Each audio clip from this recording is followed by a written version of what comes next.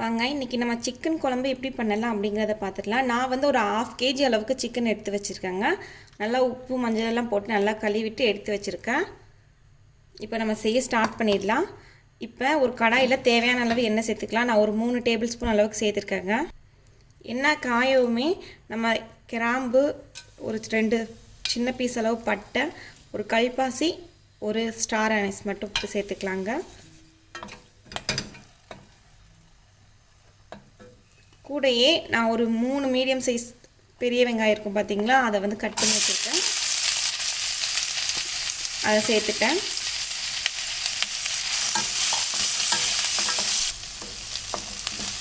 இந்த மாதிரி நல்லா வதங்கிருந்தாங்க. வெங்காயம்லாம் நல்லா வதங்கின பின்னாடி இஞ்சி பூண்டு பேஸ்ட்டு சேர்த்துக்கிறேன்.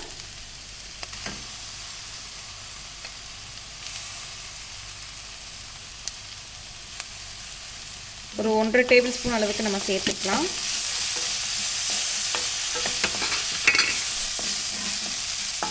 இஞ்சி பூண்டோட பச்சை வாசனை எல்லாம் போயிடுச்சுங்க. இப்போ நான் பச்சை மிளகாய் சேர்த்துக்கிறேன். ஒரு 3 பச்சை மிளகாய் சேர்த்துருக்கேன். கூடையே ஒரு 3 மீடியம் சைஸ் தக்காளி எடுத்துருக்கேங்க, அதை சேர்த்துக்கிறேன். தக்காளி சேர்த்துட்டு கூடையே தேவையான அளவு உப்பு, மிளகாய் பொடி, நார்மல் மிளகாய் பொடி இருக்கும் பார்த்தீங்களா, அது பின்ன குழம்பு மிளகாய் பொடி. நம்ம மிளகாய் பொடி 1 டேபிள் ஸ்பூன், குழம்பு மிளகாய் பொடி வந்து ஒரு 1/2 டேபிள் ஸ்பூன் அளவுக்கு எடுத்துக்கிறாங்க. இல்லை அப்படின்னா நீங்கள் மல்லித்தூள் கூட எடுத்துக்கலாம். அதுக்கப்புறம் மஞ்சள் பொடி, இது எல்லாத்தையும் சேர்த்துக்கிறேங்க. அடுத்ததாக நான் வந்து நார்மல் கறி மசாலா இருக்கும் பார்த்தீங்களா, அதை சேர்த்துக்கிறேங்க. கரம் மசாலா கிடையாது, கறி மசாலா. இந்த மாதிரி நல்லா வதங்கிடுச்சு. இப்போ நம்ம எடுத்து வச்சுருக்க சிக்கனை சேர்த்துக்கலாங்க.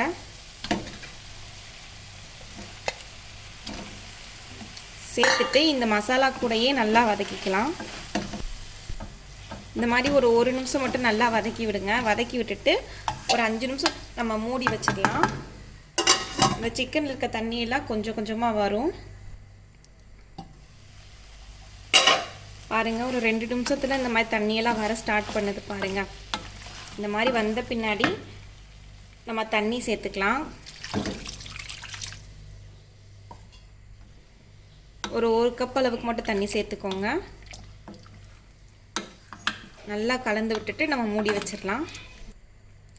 இந்த ஸ்டேஜில் நீங்கள் உப்பு, காரம், புளிப்பு எல்லாமே கரெக்டாக இருக்கான்னு சொல்லி செக் பண்ணிக்கோங்க. செக் பண்ணிவிட்டு தேவைன்னா சேர்த்துக்கோங்க. சேர்த்துட்டு நம்ம மூடி வச்சிடலாம்.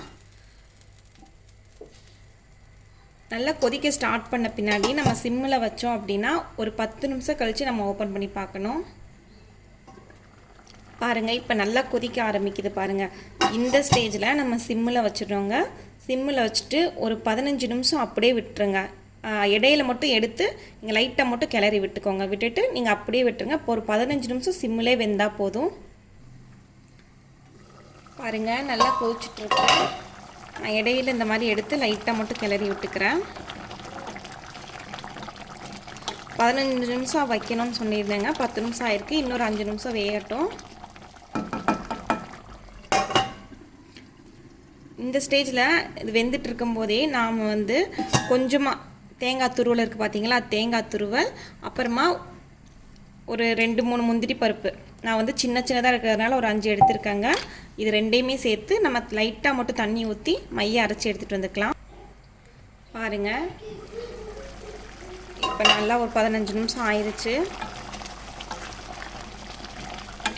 இப்போது நான் தேங்காய் அரைச்சி வச்சோம் பார்த்தீங்களா, தேங்காயும் முந்திரி பருப்பும் அதை ரெண்டையும் சேர்த்துக்கிறேங்க.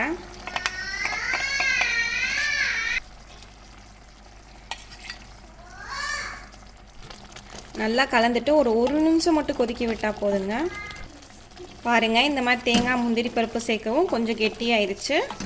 இப்போ நம்ம ஆஃப் பண்ணிடலாம். ரொம்ப நேரம் கொதிக்க வைக்கணும். நல்லா தேங்காய் சேர்த்த பின்னாடி ஆஃப் பண்ணிவிட்டு நம்ம கொத்தமல்லி தழை தூவிக்கலாங்க.